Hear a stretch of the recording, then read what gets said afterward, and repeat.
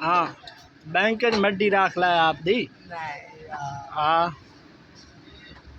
Bank account खुला तो ਉਹਦੇ ਵਿੱਚ रख ला। अच्छा किन्ने जने ने तुसा? चार जने। ते दुबे के कर दे? अच्छा तो तेरा प्यो है बुढ़ा है? अच्छा तू कितनी दिहाड़ी बना लेना?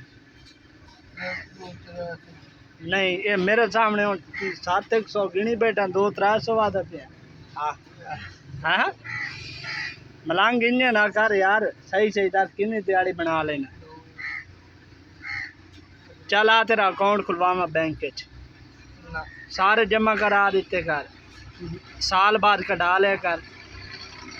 हैं